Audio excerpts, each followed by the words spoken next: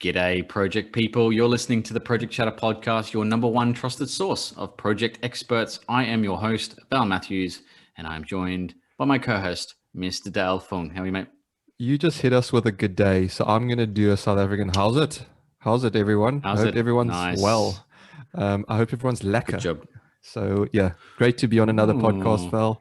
An exciting one. I think you're really going to get into this one. I am. I don't want to give anything away just yet. But before we get into it, just a reminder to our listeners to hit that subscribe button on whichever platform you listen to your good podcasts on, and our YouTube channel for the full podcast and the bonus guest Q&A. And if you would like to sponsor the podcast, you can get in touch with us via the website, projectchatterpodcast.com. But let's get into it. I'm excited, as Dale mentioned. In this pod, we're joined by Mr. Paul Major, and we're going to be talking about everything to do with change management. How you doing, Paul? Welcome to the show. I should go full on British with a very posh accent and go, good evening, gentlemen, and how are you this evening? It's the podcast with accents. That's what we're doing today.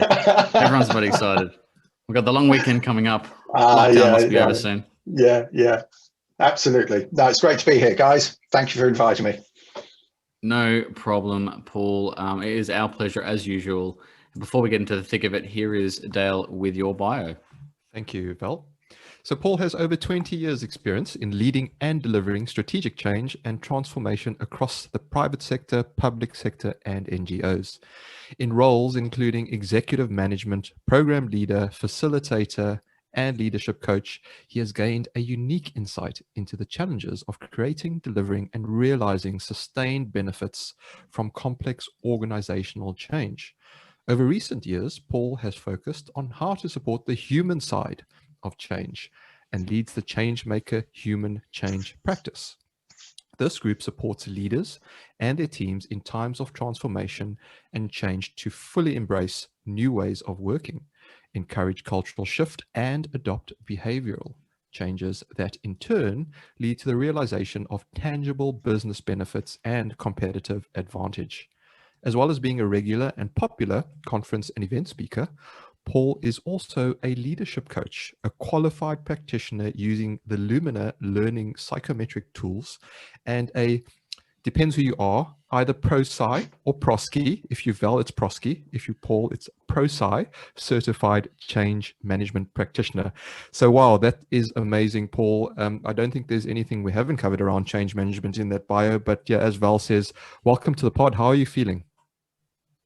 Yeah, it just sounds so good when you read it, though. It sounds so much more professional. I'm kind of thinking that, that there's a career here as a voiceover on MasterChef or something, the really sort of professional sounding guy who talks about all of the menus and the things that people are serving up. Wow, I think that's probably the biggest compliment I've been given, given that I've got a South African accent as well. I haven't paid Paul, by the way, to give me that compliment, if anyone's wondering. Yeah. Exactly what's happened.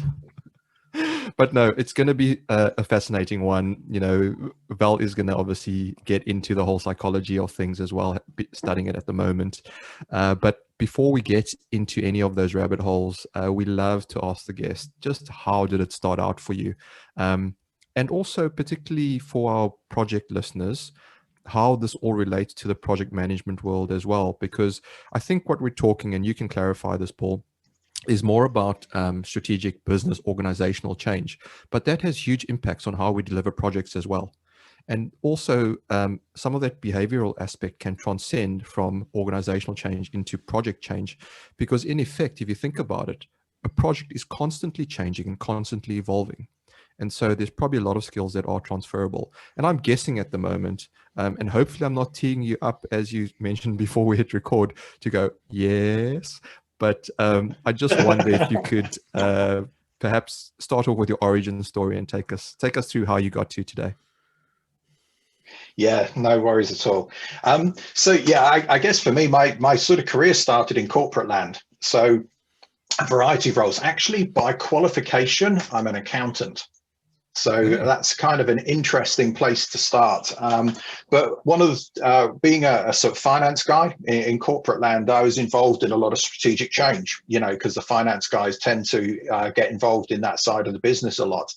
And did that for probably 20 years. And by the time I'd finished, I'd kind of done the corporate shuffle and worked around sort of operations, sales, marketing, various parts of the business for various organizations. And I'd ended up delivering and being involved in shaping and delivering a lot of strategic change. So kind of when I got to the end of that sort of corporate part of my career, I flipped into consultancy.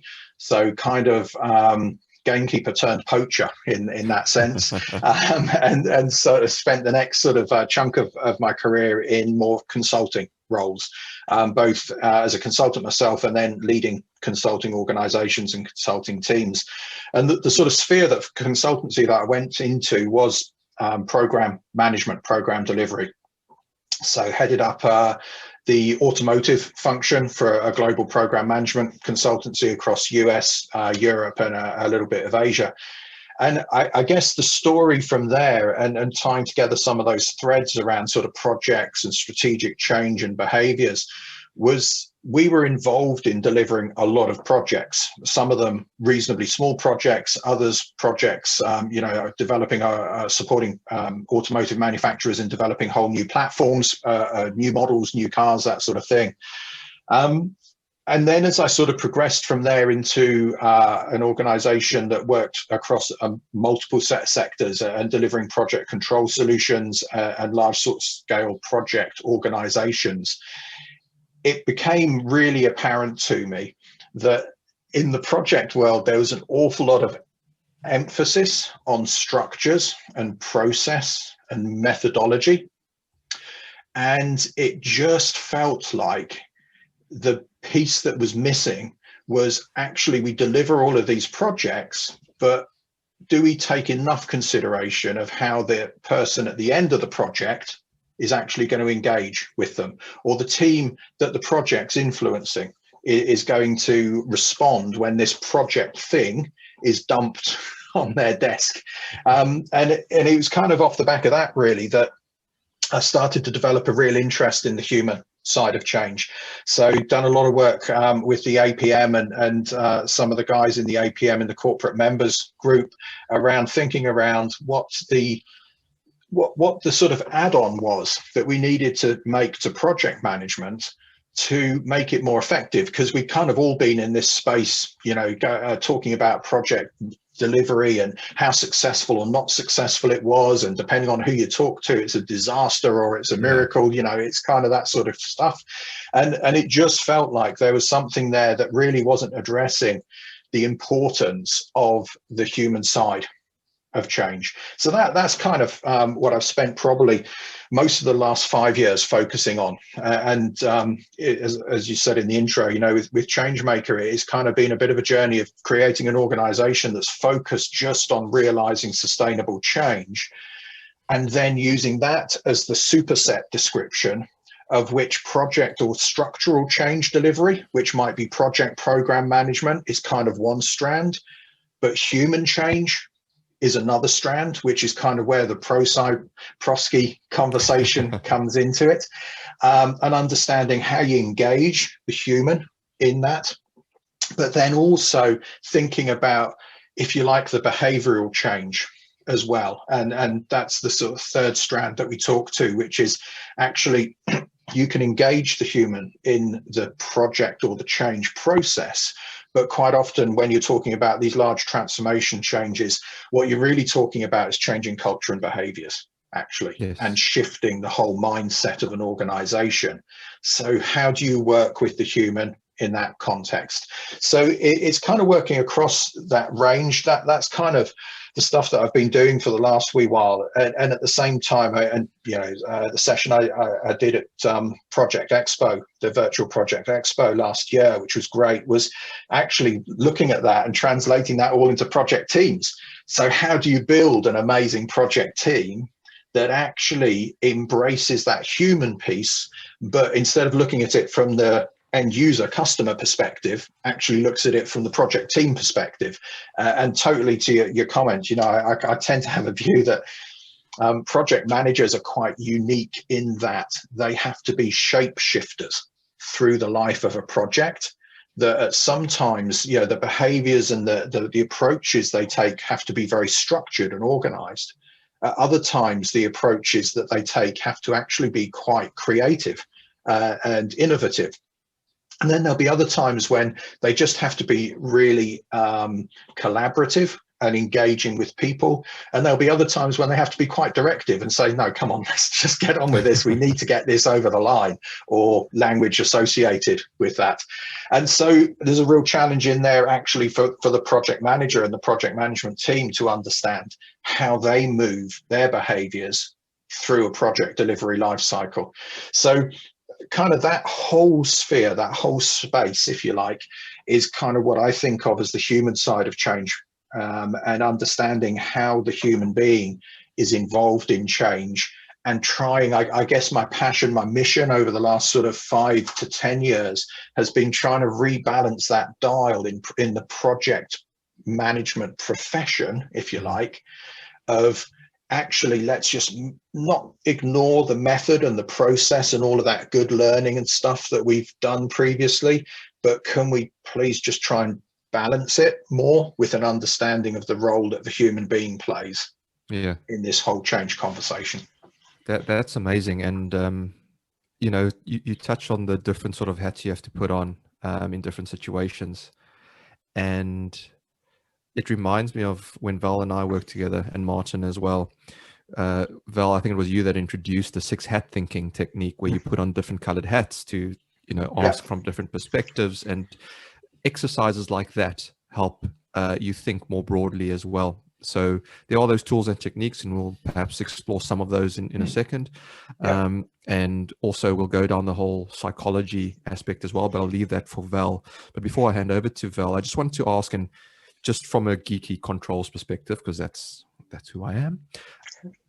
One thing is, do we have a way to measure behavioral change and how that influences and also improves outcomes? Would be my first question around KPIs. And then 2, and maybe this is more of a statement or a challenge, is do we have the right KPIs today in our businesses? Because a lot of the time your KPIs drive behaviors as well. And so if you're purely driving it based on profit at all costs, for example, you lose focus on that human side. And so I know that will link in with psychology as well, but I was just wondering if we could focus, going down a bit of a KPI rabbit hole on those 2 aspects. Do you have any thoughts, views, comments? I'm sure you do. Yeah, I mean, it's really interesting. It's kind of almost, how do you create KPIs for human performance? Yeah. And I'm not sure you measure it in that way. There's a couple of things.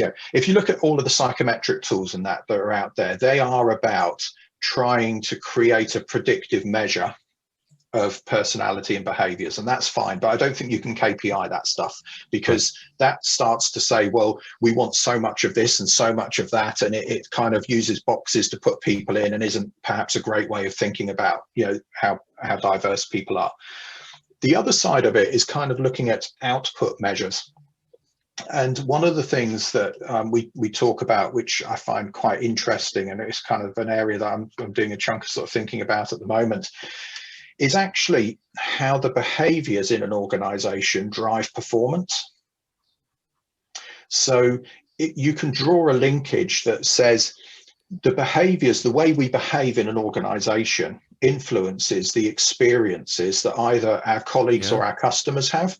So, it doesn't matter who you are, but particularly if you're a leader in an organization, the way you behave creates an experience, and it will create a customer experience or a colleague experience, depending on who you're interfacing to.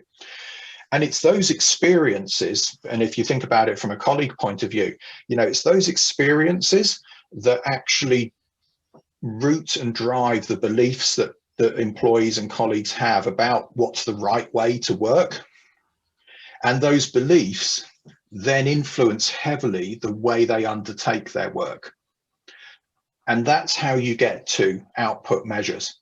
So if I put an example in play, if I'm a leader who very much is directive, do what I tell you to do, I'll say old school militaristic, because I think the military in the latter age, and he says, looking at Val, is far more attuned to sort of modern management approaches.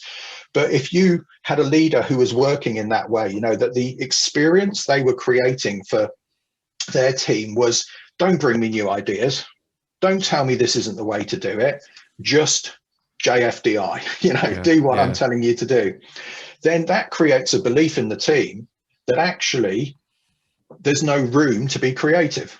There's no room to be innovative. We follow the rules. We do what we're told to do. So the actions that team will then likely undertake will be very much in that narrow corridor of, this is the defined process. This is what I'm meant to do, and I'm only going to work within these boundaries.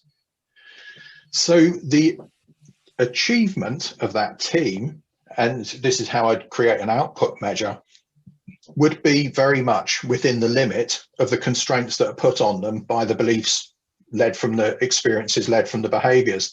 So, if you wanted to measure innovation in that team, for example, you'd probably have a KPI for innovation that would read really low. And I could almost draw a direct line of sight from that KPI back to the leadership behavior. Right. Okay. So it's all about the root cause. Yes. And I think it's really interesting to plot those journeys, because a lot of, it doesn't matter whether it's projects or business. A lot of business is based around balanced scorecards, KPIs, this sort of, these sort of performance measures. But for me, they are measuring what people do, not the how they do it. And actually, there's a real balance between those two things. And the sort of conversations we have around performance and culture, and that is, as an organization, what's your desired behavior? What's your desired culture? Do you want to be an innovative or an innovator? Do you want to be a disruptor? Do you want to be the safest pair of hands and you are very assured in the way you deliver? Because all of these are viable and all of these are valuable, but the most important thing is to know which one you want to be. And then you can draw that line of sight to be able to measure what are the outcomes of that sort of behavior. Yeah, that's very, very interesting. Val, come on, get in here. I was just wondering, is there a specific leadership behavior that elicits the most innovative response? Has that been documented yet? I think my view, if you like, is there isn't necessarily. I say that because I say that with a bit of hesitation, because you have some of my favorite authors, people like Jim Collins, writing Good to Great and stuff like that, who was very much saying that the humble leader was incredibly powerful in an organization. And he was very much challenging the historic perception, perhaps, that the charge the hill leader, the big charismatic person who stood at the front and drove things forward, used to be the paradigm that management in the 80s, management and leadership was all about that sort of paradigm. And people like Jim Collins really challenged that by saying, actually, the empathetic, the listening leader, the humble leader was very much the more successful over the long term in terms of things like shareholder return and stuff like that. So, and you then have your different models like transformational leadership, things like servant leadership, and all of these different flavors of leadership, which I guess I kind of have a view that they all have merit. And so it's not a direct one-to-one that says one type of leadership creates one sort of outcome. I think it's much more about understanding what you're trying to achieve as the outcome, and then having the awareness or self-awareness to recognize, is my style of leadership creating that outcome? Yeah. So if you want to, go on.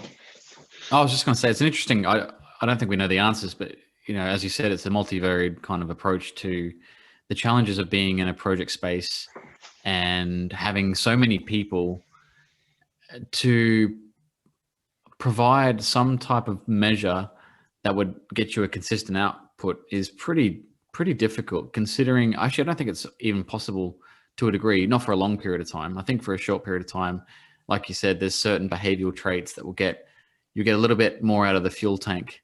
You know, you get a little bump if you're more collaborative or democratic. You might get a little more bump if you're authoritative or directive. Yeah. But you might end up exhausting probably your higher performers first, and then trickling down as it tends to do. And one of the things I wanted to mention was this change equation as well, because we're talking about change, and I can't remember it off the top of my head, so I had to bring it back up. But there is actually a formula, because I know Dale's super geeky as well, Paul, and so I was like, so there is a formula for successful change, which is A times B times D greater than X. A being status quo dissatisfaction times desired clear state times practical steps to the desired state needs to be greater than the cost of change. Now, that isn't a KPI to measure the effectiveness of change. It certainly gives you a formula for, I guess, putting change into I guess, a formula that everyone can understand. And so one of the first things I thought was really interesting about this formula is status quo dissatisfaction. And so when I see certain projects, I sometimes feel like that's part of the strategy. Have you ever been in a project where they've increased the level of dissatisfaction to help adopt change? Probably not directly, but I kind of relate it back to where the dissatisfaction is coming from, because it's kind of analogous to the burning platform argument for change. That if you want to get an organization to change, you have to convince them that the place they're staying at is on fire and is going to be a horrible place to be. Yeah. Correct. And so absolutely, there's a strategy that says you reinforce the terror of the burning platform, because it encourages people to leave that changed state. I have a bit of a challenge with that, because whilst I understand the motivational factor it can bring, I'm not convinced it's falling into my category of good motivation. Because that's right. Yeah, and so the other end of that argument is kind of the pot of gold motivation that says this is the future state, and this is what it looks like, and it's going to be wonderful, and it's an attractor towards change rather than a driver away from a burning platform. So I don't think I've been involved in a project that has excessively amplified the burning platform to drive change, but I've certainly been in projects that have had a genuine burning platform, to move. Okay, I'm going to confess my age now, but those of us who are around in Y2K, that was probably the classic burning platform, fixed deadline burning platform project scenario, and certainly back in the day we were doing a whole wedge of client projects that were around that.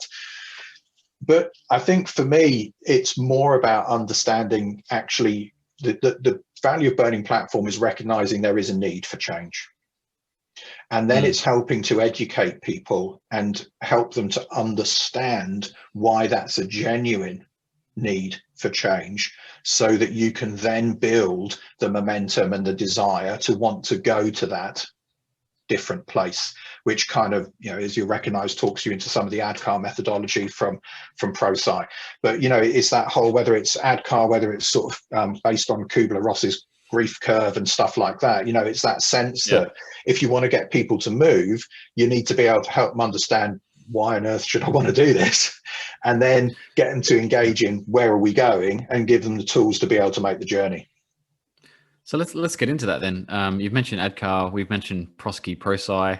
People are probably asking, what the hell? They probably Googled it already, but maybe whenever there's an acronym, we need to spell it out and show our long division. So what is ADKAR and what is ProSci?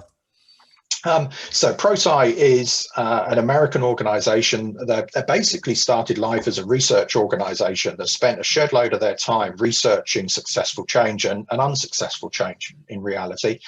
And off the back of that, they created, I guess what you would say is another methodology, but they created a process for managing change. And when I came into this space and started to look around at what was available that talked to change, I didn't find an awful lot out there, and this was kind of, as I say, sort of probably 5-8 years ago.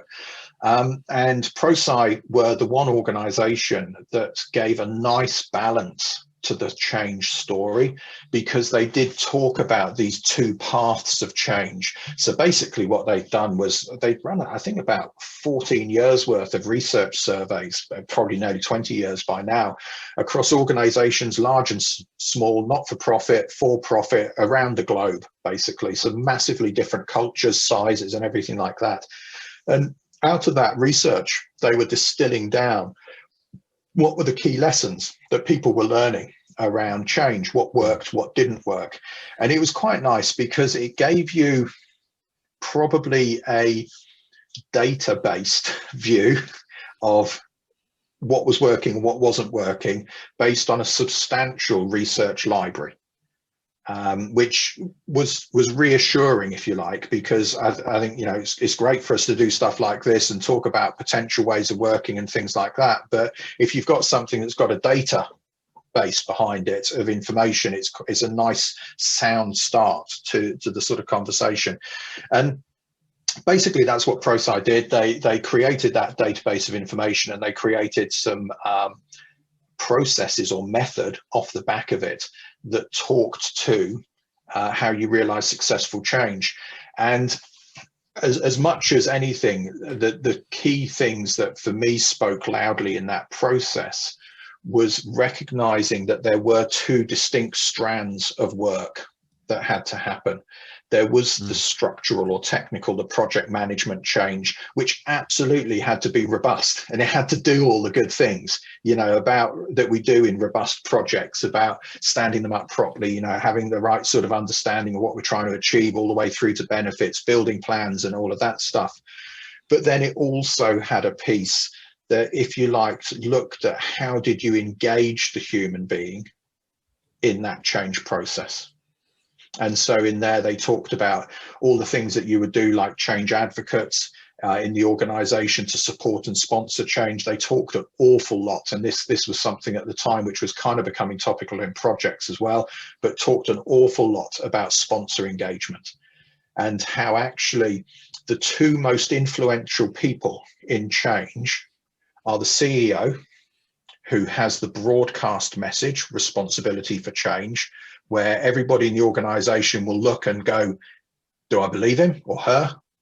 Are they credible? Is she being honest in what she's saying to me? So that was the broadcast level. But equally important was just the line manager, that whoever managed my pay and rations, whether it's my team leader, my department head, my finance director, they were massively influential in change. And so from a sponsorship point of view, it was less about this project sponsorship, but more about all the way through the organization, were those two people seen to actively be believing in this change program? Because if they weren't, you could have the best project in the world, you have the best project management in the world, but there was no one who was going to engage in it and actually use that deliverable or output or outcome or whatever it was that was generated by the project team. So the big thing for me with ProSci was that recognition of those two streams of activity needing to both be in place, and then they wrapped a load of structure around that to say these are all the good things that you should do, as part of a change program. And they kind of underpinned it with what they call their ADKAR methodology, which is simply, as I say, it's a version of Kubler-Ross grief curve in my view. It's just looking at human change, and it just says that people go through stages of change. There's awareness. We have to make people aware of change so they understand why. We have to create desire so that they actually want to do something different. We then have to give them knowledge about how to do something different. And we then need to give them ability, so give them the tools to use to do something different. And then we reinforce so that they don't go back to the previous way of working. And the interesting thing with that journey, because you can apply it to anything, you know, you can apply it to, it's not long since January. So, you know, well, in a different world, probably a lot of us would have made commitments to go to the gym more regularly. And, you know, that change would have been a change for us personally. And you'd go through the same journey. You'd say awareness. Well, I know I need to go to the gym because I can't run as quickly when I need to catch the bus as I used to, or I'm breathing more heavily, or I'm feeling overweight. Desire. Well, actually, you know, my partner's telling me it's a good idea. That doesn't necessarily give me desire, but maybe there's something I want to do around a sports challenge, or there's something I want to do around getting involved in something with my son who's playing sport, and I want to be part of the coaching team or whatever. That gives me desire. Knowledge. Well, actually, I can work out where the gym is, what the exercises are I need to be doing. Ability is probably membership and actually joining somewhere that I can go. And then reinforcement is finding the ways to keep me encouraged to do it rather than just jack it in after the first month. So the same journey applies in our sort of human environment as it does in our organizational or work environment as well. And it was embedded in that sort of change process that I thought was really interesting with the pro-sci work. Yeah, that's great. And ability is like action, with reinforcement is almost like the incentive as well. What motivates you to continue? Like you said, the gym was a good analogy. We all need to get out there again after lockdown. So I've got a great excuse because they're all shut. You know, it's kind of well, exactly. I don't have an excuse anymore, so I just got to get back there. I have one more before I pass on to Dale. Is around I guess you mentioned it before, you know, being convincing, I guess, with change has to do something with perception. And so my question around change adoption, or at least change acceptance, does that have more to do with perception than actual value of change? What I mean by that is this a feeling more than it is an actual intention? Because what I see is in projects with confident executive leaders is that they can sell a convincing story, and, you know, maybe the change isn't necessarily what they want, but it's like you said, there's a bit of a mixed factor there. They've got a burning platform, and I think this is how people vote as well, emotionally.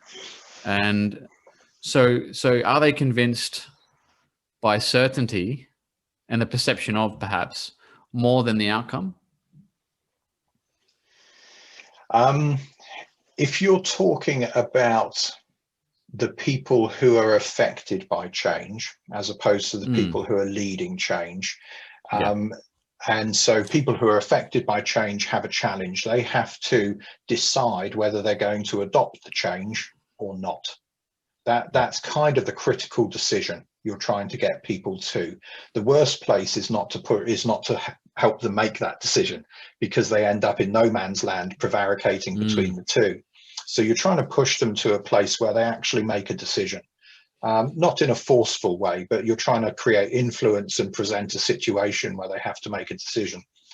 Now, this is where I'll kind of come off the fence, really, because for me, sustainable change comes from belief. So what happens with and I'll use the gym analogy again, and I kind of referenced it a little bit. The only person who can change me is me. Other people can bring influence to bear. So, you know, my partner in the gym example can say, hey, you know, it'd be really good if you got a bit fitter, lost a bit of weight. That will get me so far until I kick back against it and say, hey, you can't tell me what to do. I can't imagine anybody else has ever had that experience in their relationship. But, you know, there comes a point for me where that happens. And it's the same with change in organization or any walk of life. You know, it might, whether it's going to the gym, whether it's giving up smoking, whatever it is, it doesn't matter. You get to a point where the only person who can change me is me. I have to make that decision. So for me, some of the challenge with sustainable change is it's change is carried along on this euphoria of the charismatic leader. And actually what happens is when the charismatic leader exits stage left, as often happens with a project sponsor, for example, there isn't anybody there giving that wave of euphoria or encouragement, and the adopting organization hasn't been brought to the place where it's had to make that decision. Am I going to change or not? And that's where you see everything slide back into the old ways of working. And for me, actually, that question is at the heart of a lot of failed change programs and failed projects in reality. You know, there was all of the razzmatazz, there was the launch party, there was everything else. And once the hangover had worn off, well, we'll just go back to doing it the way we did. And you've wasted a year and a couple of $1 million in the process. Yeah. Yeah, absolutely. Fascinating listening in there. I just want to, I guess, add a couple of comments from a couple of previous episodes we've had on this podcast. I think it was Paul Goodge that mentioned perhaps we're doing it wrong. And, you know, we often think of change as either top down or bottoms up, and maybe middle outwards is a better way. And I think you might be alluding to that. But then you throw in, we spoke to Jonathan Norman a couple of pods ago, and he mentioned this unofficial org chart that I can't remember who did it, where they asked a couple of questions around influence, and you could see where all the influential people were in the organization. And that's perhaps how you accomplish real change. But you're talking here about belief. And it's interesting because culture comes into play here. And in a melting pot like London, for example, there's so many various cultures and there's so many factors to consider if you're a leader. And this is where what I think you're saying, Paul, comes into play even more, where as a leader or as someone, and a leader doesn't have to have a title, let's say that, you know, wherever you're leading from, you need to have these, you need to be multi-skilled in how you approach people. And so that got me thinking then, in my personal experience, I find the best ways to engage individually with people and try and understand them and where they're at. But then if you take a step back and you think organizationally, that is a lot of effort and a lot of work. And I'm just wondering about the balance of sort of the value and effort involved, and how you get that balance right organizationally, specifically if you're quite a large organization. And I've got a few follow-up questions after that as well, but I wonder if you could, as you're commenting on that, perhaps share some real life examples of where you've witnessed this and how you've managed to overcome some of these challenges. Yeah. So I think I'll start by looking at the small team, if you like. So your first part of the question was around, I'm a leader, I'm working with a team, or I may not be the leader of the team. You know, I might be in a co-create or a collaborate environment. Sure. I might be working globally with a team that I never see apart from things like this, you know. But I have to shape, create influence, lead an outcome. And then maybe I'll talk to how that spreads out and scales at an organizational level, and sort of pick those two scenarios. I think the leader one is really interesting because again, the flag that I'm going to fly is really a flag around, based on good psychology, but also based on good common sense, that leadership starts with a level of self-awareness.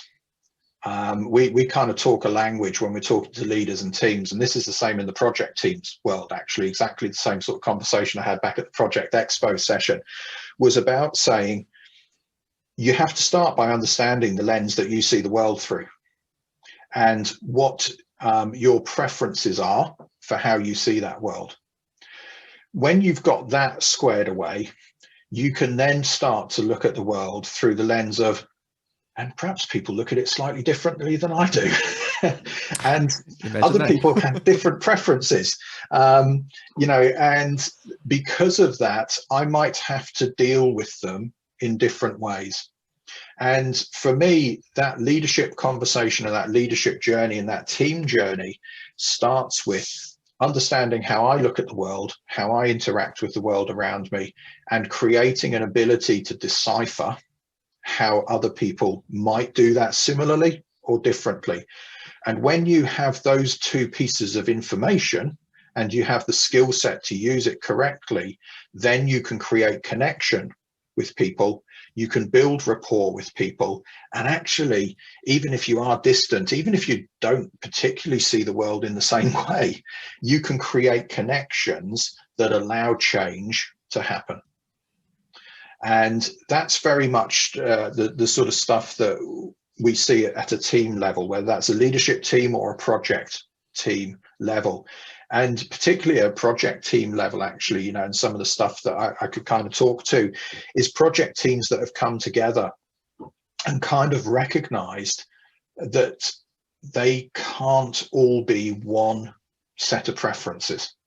You know, so I used to talk about the challenge of recruiting a project manager, because on my team, I always wanted 2 project managers. I actually wanted a scheduler project manager, and I wanted a people person, you know, leader project manager. And every time we went out and recruited, we kept trying to bash these 2 things together. And I very rarely found project managers who were entirely comfortable and great at doing both of those things, because they were just different ways of thinking, you know, different preferences. And it wasn't that one couldn't do the other or vice versa, but people had different natural preferences. So certainly at the leadership and the project team level, the stuff that we've seen be really successful is when you bring that, you know, what I'd call cognitive diversity into the team. When you bring that conversation that actually says, we need a group of people who not only recognize that they're different, but actively encourage each other to think differently, because the level of thinking, you know, it's attributed to Einstein, isn't it? You know, the level of thinking that created yesterday's problems isn't going to solve today's problems, sort of thing. So I think there's a real opportunity, should we say, when you're looking at change, when you're delivering change, when you're thinking about how you lead change, to accept that as a leader, I don't have all the answers, to create a team around me that actually doesn't look like me, which is very unnatural. And again, the sort of language I use actively with teams is to get comfortable with being uncomfortable, because the best answers, the best solutions, the best dialogue occurs when we have people who are quite different to each other in the room. And for me, that's the real beauty of diversity in leadership and in project management. Now, if you roll that out to an organizational level, then you're going to get to a place of, well, actually, how do I assess what that looks like for my organization? And kind of, so one of the examples that we've got out there that we've worked with an organization that actually we used one of the psychometric tools to help, first of all, the leadership team understand their preferences. And then we actually, it was such a powerful story and tool for them to understand sort of how they saw the world and how to work as a leadership team. We rolled it out through the whole organization. So what we did was equip everybody in the organization with an understanding, you know, literally everybody, complete breadth of the organization, not a massive organization, 120 people or something, but everybody in the organization, from the receptionist to the chief exec to whatever, you know, the IT developer, whatever, project manager, to equip them with an understanding of their preferences and to allow them to have that self-awareness, awareness of others conversation, so that they could create connections across the organization that weren't dependent on hierarchy or anything else. But what was really interesting with that was it then started to draw a picture of the style of the organization. So it started to draw a picture of what the intrinsic preferences were for the organization. And that became really insightful, because what it enabled you to have was a conversation with the organization leadership to say, and that's been really successful for you to get you here. Is it the style that's going to be really successful for you in your next iteration. And off the back of that, you can then have conversations around actually back to the behaviors, culture, experiences, outcomes. What style do we need as an organization to deliver the outcomes we're looking for going forwards? So at an organizational change, transformational change level, it would be more challenging to do with a 10,000 person organization, but I don't actually think it's impossible, because you cascade the skills and the knowledge through the organization. It doesn't become an HR function that does it or anything like that. It's just like any other change program. You create change advocates throughout the organization that have the understanding and the knowledge to bring those sort of insights. But what you're probably doing with the leadership team is creating a conscious conversation around what style of organization do you want? What behaviors are going to support you in achieving your goals as an organization? And therefore, and I'll sort of draw this analogy a little bit with the middle outwards piece, because this is where I think the buck does stop with the leaders when you're driving behavioral change.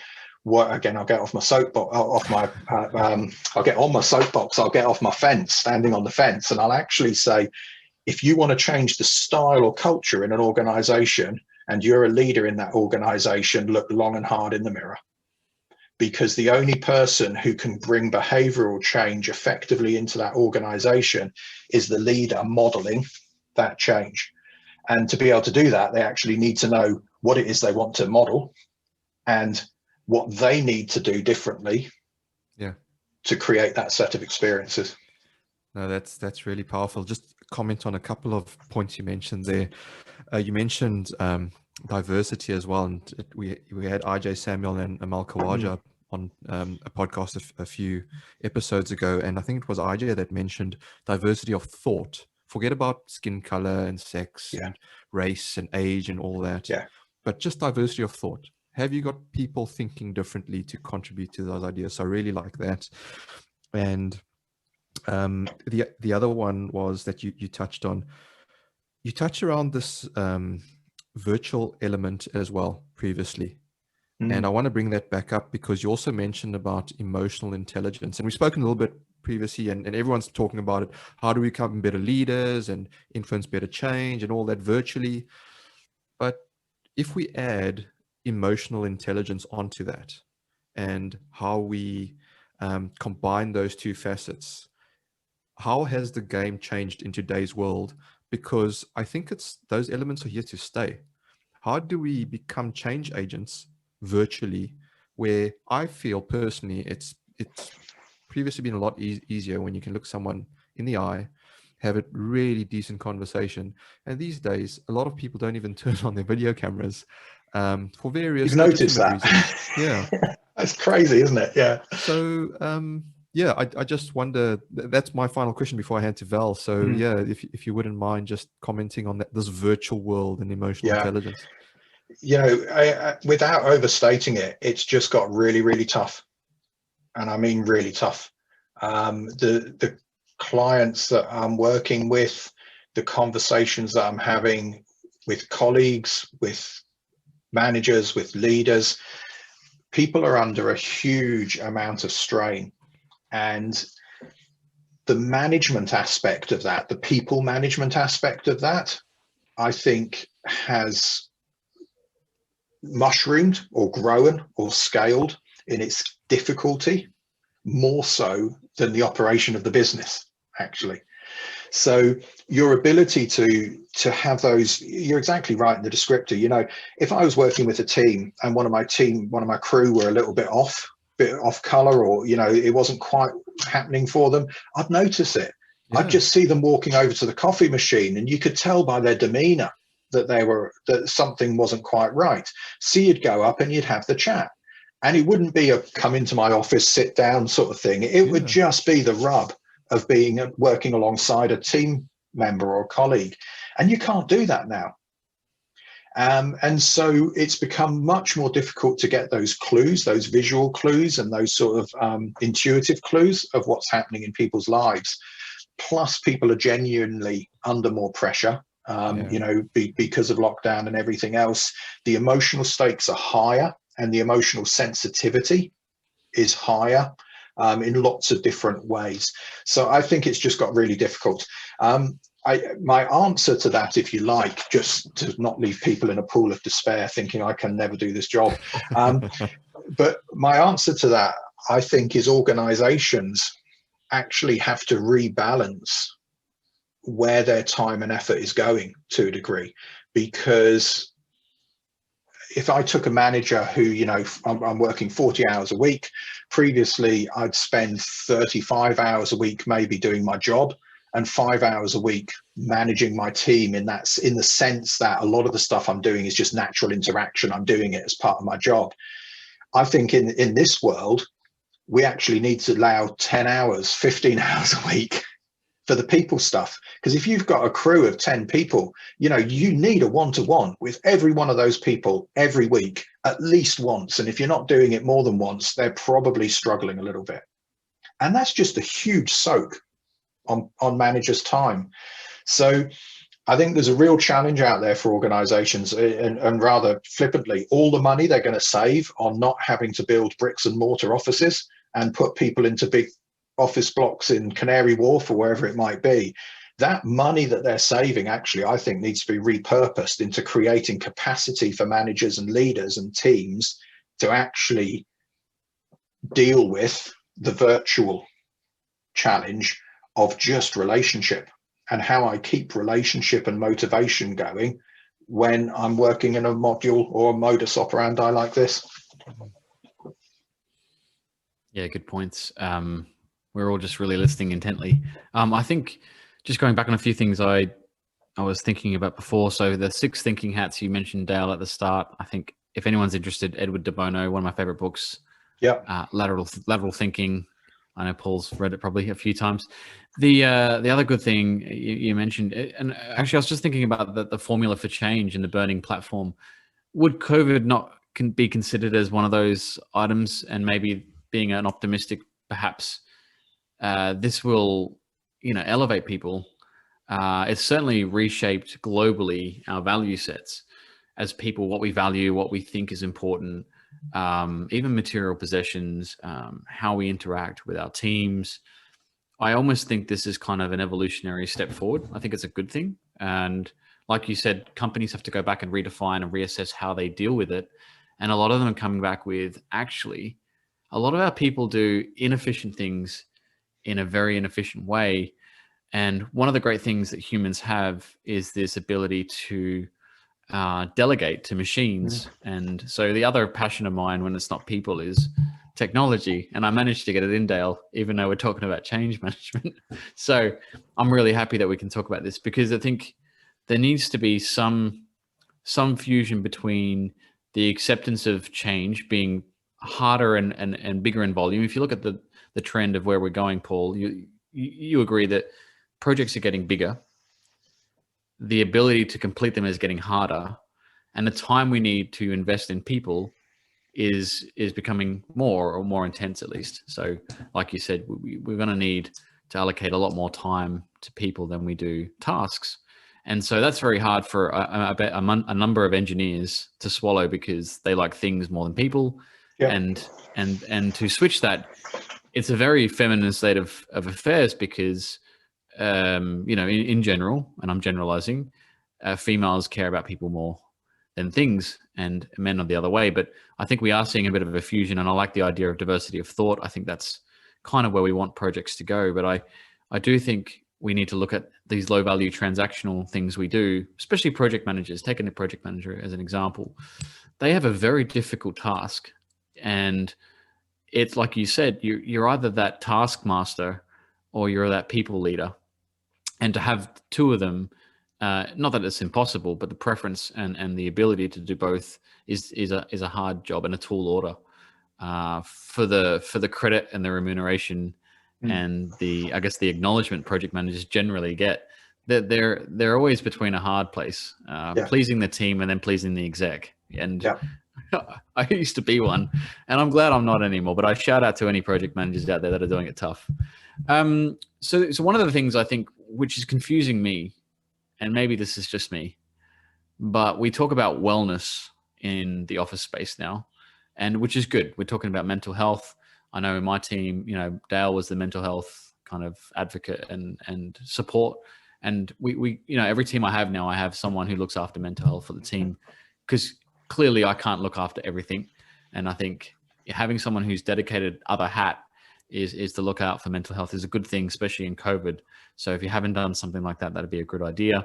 But I think there's a concern, I think, with me in big projects where wellness and cooperation are fusing, or if not being misinterpreted. And that is kind of conflated with psychological harmony in a way that people want to conform rather than disrupt. And where I'm going with this is I think there's a concern around the success of projects failing due to lack of informed decision-making and groupthink type arrangement in the exec space. Now, I know a lot of big projects in Australia, and look, a lot of them aren't finished yet, so we'll see, I guess. Yeah. But some of the projects in the UK too, where, the sum of decision-making, the sum of the parts, right, equals the whole. So clearly there's some poor decision-making being made on major projects. And groupthink, I think, is one of the factors of many, many factors. What's your thoughts on that? Is there a danger of becoming too harmonious in projects with good intentions? Obviously, we're not talking about people with malice in their minds, but we're talking about with good intentions, and then being so harmonious that you are unable to morally or independently stand up and say, actually, that's wrong. Yeah. There's definitely a danger of that. I guess my challenge would be, is that what people want to achieve, and do they associate that with success? And I would suggest that a harmonious working environment where there is no challenge is not associated with success.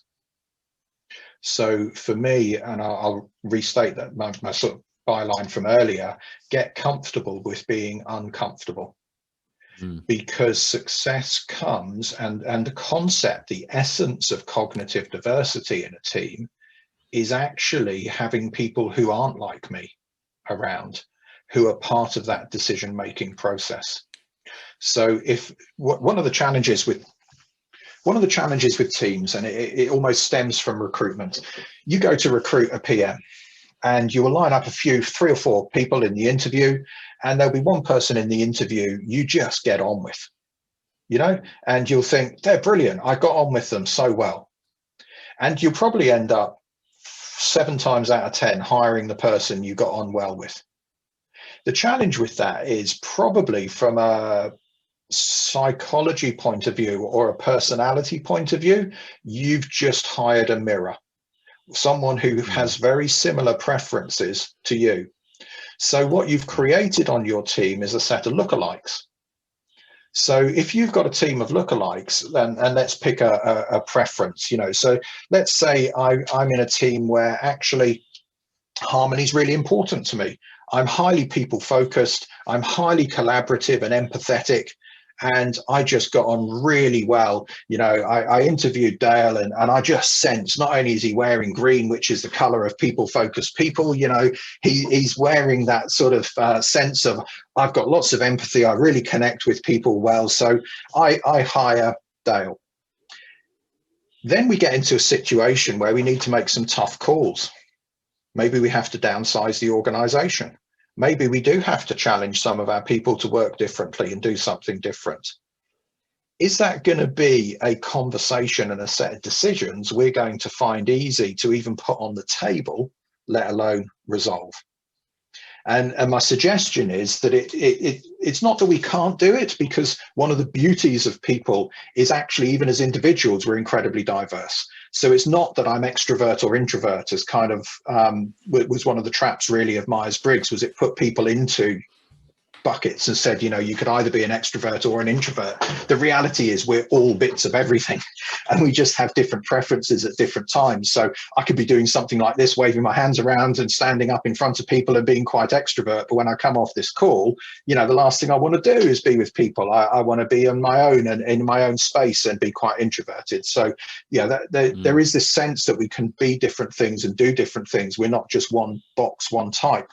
But I think my point is that in a truly successful team and a truly successful project, back to your original question or premise, actually you have to be happy having that tension. You have to be happy having that tension that, Joe over there is actually quite tough and quite demonstrative and out there, and they don't have a problem with conflict. We need to be talking about this issue, whether you find it comfortable or not, Mr. Collaborative, empathetic person. And the fact that we've got Sally on the other side of the table, and Sally's sitting there quietly, not because she doesn't want to contribute, but because she's reflecting and processing the data and actually thinking about what's going on behind the scenes here. How do we actually analyze this information? Someone has to bring Sally into the conversation and actually say to Joe, hey, I appreciate your challenge here, but you need to shut up because Sally's got some real gems that she needs to bring out, and we need to find a way to surface those. And that'll be uncomfortable for Joe. It'll be uncomfortable for Sally. It's that tension that we need to create to be successful in making these decisions. And part of the journey, and this is where I think the psychometrics are really helpful. Part of the journey is informing the self-awareness, creating what I'd call psychological safety in the room, so that actually we're in a place where we know each other well enough, we know ourselves well enough, that we are able to bring this tension to the forefront and allow it to exist. Not as you say, malicious or destructive tension, but as a recognition of the value of people just having different ways of thinking about things and seeing and solving the problem. Yeah, that's well said. I think that point around trust is so key to these projects working. But also, I think that there's an element of the idea that you can't be independent of thought without offending anybody. Like there's a real concern that if you stand out, then you'll be martyred or you'll be reprimanded in public. And I've actually been on projects where that's happened, where people have been made examples of when they have genuine concerns or issues. Yeah.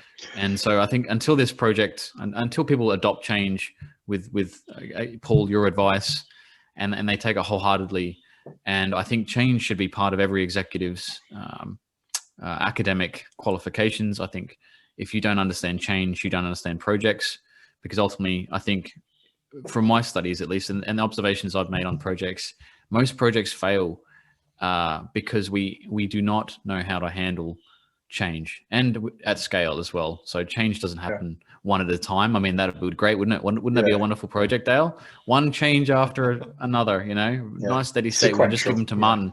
Yeah, but they don't. They happen all at once, and they generally happen all on the same day. And it's up to the people that manage that. And I think for the younger generations, I think we haven't talked about generational change either. We've got early adopters across the board, which is great. But resilience is another thing that I think we should mention before we finish the pod today, that, in hand, change and resilience come together. And we could probably do another pod, I guess, Paul, on resilience and the manufacture of, because it's a skill like anything else, like presenting, like speaking. And the other final piece before I hand over to Dale would be for anyone listening, if they're uncomfortable with change, that's probably a good thing, but maybe communication as well. I think in the elements of change, I think we all felt this with COVID, that it actually felt good when the government increased the volume of communication. We had daily updates, we had daily press events. That alleviates some of the concern and uncertainty when moving into a new state of environment, is the increase in communication. And I know Dale and I have done this before. We've had the change coming and we need to alert the press, alert the teams. We would increase the volume of communication. So if anyone's not sure and they don't know what Prosky, Prosci, ADCAR, or they don't have a certified change manager in the room, obviously you can get in touch with Paul. But if you can't find Paul or he's too busy, just increase the volume of communication and you'll get through it together. Thanks, Dale. Great words of advice. Paul, this brings us to a special part of the podcast. This is our feature. This is called Defend the Indefensible. And that chuckle tells me that you might have been expecting something like that. But for this, we welcome on Mr. Martin Curriston, who's been in the background there. So there he is, video on, mute button off. Martin, please, if you don't mind, would you mind taking Paul through Defend the Indefensible? Sure. It's like a little bit of fun that we have towards the end of the podcast. So it's where I give a indefensible statement, something that's been inspired by all of the brilliantly ridiculous things we've all probably heard over the years. So you have 30 seconds to defend the statement I say. So if you're willing, if you're keen, let's make a start. Go ahead. Okay, Paul, you have 30 seconds to defend the following statement. Who needs emotional intelligence? Humans are no different to any other project resource like technology or machinery. Discuss. Yeah, it's pretty obvious, isn't it? You've got a project has to deliver a defined outcome. You start at the beginning, you finish at the end, you have a defined process that gets you from one to t'other. You tell people what to do. It worked for everyone up until the Victorian age, and we were very successful and British Empire ruled the world. So why would we want to do anything different now? You tell people what they need to do, you line your dominoes up, you knock the first one over, the end one drops off the end, bang, that's it, we sorted it. Right, too. Well done. Brilliant. I think you actually had it scripted. Excellent. Or you've done that before a few times. It's actually that's how I've seen so many projects run. That it is actually hard-bitten experience that says that literally, to my mind, is how so many projects are run. And to sort of Val's point earlier, you've got to do something different to that. People have got to be able to speak up. My sort of advice to any project manager now is the day one they start their project, get your team in the room, use some tools, whatever you want to do to get people to create safety, to be able to talk, build relationship, build rapport, build trust. And there's a whole shed load of stuff you can use to do that, because that will be more important to you than every project plan, every resource plan, every RAID log that you ever write in that project. Yeah, absolutely agree. It's been such fun and a pleasure to talk to you, Paul. We could go on for hours, literally. And as Val was saying, we definitely want to get you back because there's loads more that we can go. In terms of rabbit holes, there's plenty of rabbit holes we can go down. Yeah. But just before we finish up, I wondered, were there any final thoughts, words of inspiration you just want to leave our listeners with? I think the one thing I would say to anybody really is the most powerful tool at your disposal is self-awareness. Understand who you are. Understand how you operate, what your preferences are, what your unique strengths are, but equally what your blind spots might be. Never allow yourself to be put into a box that says you're like this or you're like that. You're an analyst, you can't come up with creative ideas, absolute tosh. But understand who you are, understand your preferences, and then lean into those preferences. Use them to help you create rapport with people. In my mind, at primary school, we should be teaching these sort of life skills about understanding how we relate to each other as humans. Because as technology advances, as AI advances, the one thing that will remain is our ability to relate to each other as humans and be the creative, diverse, amazing humans that we are. But we need to help to equip those emerging generations with that sort of capability so they don't have to grow old before they learn it. I love it. I love it. Basically, all those labels you've been given, rip them off. They don't define you. Excellent. Excellent words. I guess it would be remiss of us not to mention Christine Stone. So special shout out to Christine. Thank you for putting us in touch with Paul. I'm sure all the listeners are very, very grateful for that. Val, any final thoughts from you? No, it's been great, Paul. Obviously, we want to talk about a lot more, and I can't wait to have you back on the pod. It's insightful. I mean, we don't get to talk about psychology a lot, so I was in my element. I really liked engaging with you. I think we have similar thoughts and mindsets around how we can improve projects with change management. But thanks for being on the pod. Really appreciate it. Yeah, no worries. As I'd love to come back. Fascinating subjects, lots of stuff we can talk around the tools that we use, psychometrics that we use, and the approaches that we take, and actually some really interesting data. This will be a geeky one for me and Val, but the people that we work with, Lumina Learning, their data, global data on psychometrics, actually starts to show that the gender preferences that we might naturally consider around male-female biases, female being more people-focused, male being more outcome-focused, are actually far less discernible than we might think. So there's some really interesting conversations around actually gender bias in personality, and is it as obvious a mapping perhaps as particularly some cultures would see it. And there's a really interesting sort of subject around what the data shows around sort of gender bias, culture bias in personality. So we can have a geeky conversation about that. I think that tees us up perfectly for the next pod. But as Val says, thank you so much, Paul. Just before we go, we do have a pop quiz called Tenor. 10 questions and answers. And if you're up for that, it shouldn't take us long. It is a pop quiz. I will hand over to Martin. Yeah, as Dale said, 10 quick fire questions, all about yourself. You don't need to think too much for this one. So yeah, if you're ready, let's fire away. Start. Okay, number one, what's your morning routine? Morning routine is get up, breakfast, coffee, absolutely, on a little Belletti, which is an Italian stovetop coffee maker, so you can actually make some decent coffee in the morning, and bit of breakfast, and then in the office at the moment it's kind of a bit of a sad routine really, but yeah, that's my morning routine. At least you've got a bit of luxury with your coffee pot. Yeah. Okay, next, would you rather spend your day with people or technology?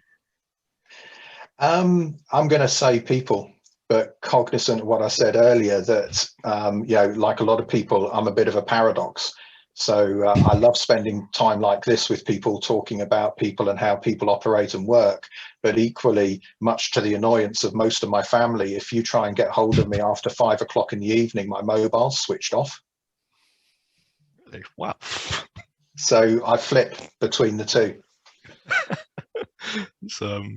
It's amazing.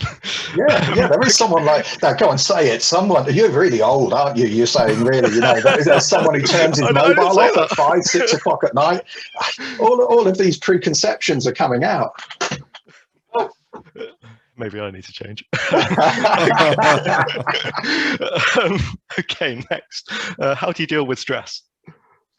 That's a good one. How do I deal with stress? There's a couple of things. So a little bit about it is understanding actually what your stress triggers are. So we talk about things called overextensions, which is kind of the traits or the preferences that I know, when I'm starting to exhibit those, I know I'm under stress. But I like big, wide open spaces. So, I love to be near dramatic scenery or somewhere where I can just go. The beach is the best place for me. Unfortunately, this isn't my house. You're probably sitting there thinking this is the view out of my back window. But given we're in the UK and it's 10:30, it's pitch black outside. But that would be my de-stress situation. I'd just sit there and watch the waves rolling in, and I'd be just decompress. Nice. Very good. Okay, next one. What's the best book you've been gifted? Ooh, best book I've been gifted goes a long way back, and it goes back to a bloke called Goldratt, who wrote a book called about bottleneck theory, which was manufacturing, and it was the thing that introduced a whole sort of way before Six Sigma lean manufacturing. It was all about how you actually built a manufacturing process, and I was in manufacturing at the time, and it was the first major change program I was involved in, and it revolutionized my life, thinking about how you broke down, you understood where the bottlenecks were in the manufacturing chain, and how you made everything flow through those the capacity of those bottlenecks. So it was the precursor of lean. Nice. That sounds good. Just wrote that one down. It was good. Yes, great read. Will do. If you could choose to spend a day with anyone, past or present, who would it be and why? Oh gosh, that's a tough one. I think my daughter would say Winston Churchill, because we're both quite fascinated by the personality clashes that were going on around him, and probably an extreme example of someone who really struggled with stress management and really struggled with mental health, and actually was probably totally unequipped for the job that he had after the war, but was massively equipped for what he had to do during the Second World War. So that probably would be from a psychological point of view, to get inside that person's head and understand what was going on at a time when no one really did this stuff would just be fascinating. Oh, definitely, yeah. That's a fascinating guy, and it's strange to think he was out of office about a few months after the war as well. So just completely, the skills and the capabilities. And some of the challenges, I mean that, and some of the problems he had, some of the challenges that he had personally just made him totally ill-equipped for managing in a different scenario. Definitely. Okay, moving on. What's the greatest bit of advice you've been given?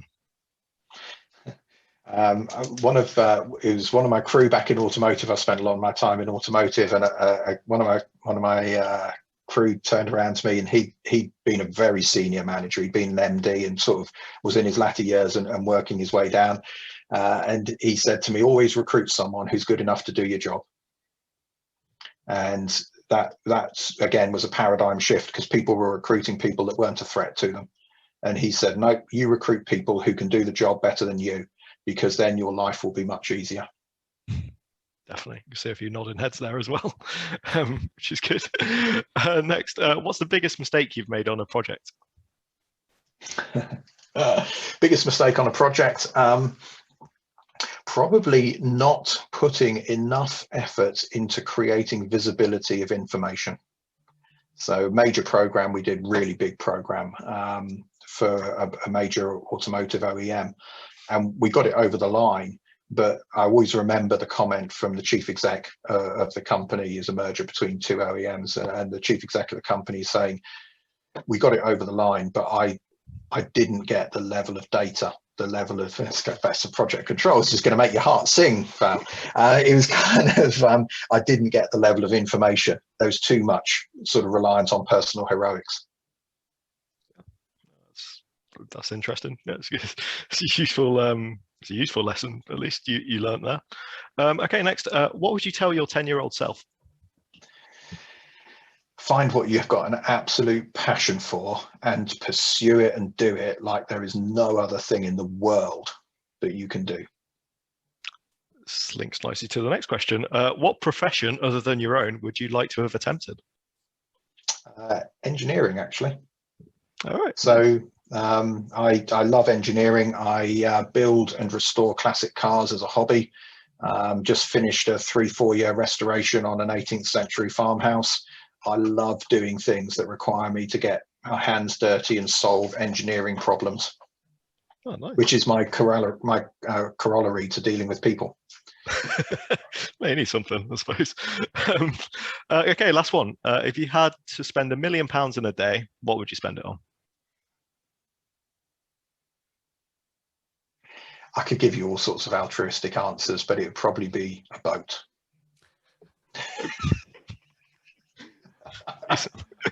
Awesome. Money well spent, Paul. And thank you for being such a good sport and taking us through that, giving us an insight into your personality and who you are.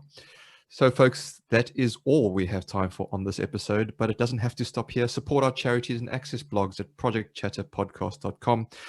If you think you have something awesome to share, get in touch with us as well. Don't forget to hit subscribe on our YouTube channel and your favorite podcast player so you don't miss the next one. A massive thank you to our guest, Mr. Paul Major, and thank you all for listening. Till next time, we say, stay safe, be disruptive, and have fun doing it. From me, Val and Martin, it's bye for now. Cheers.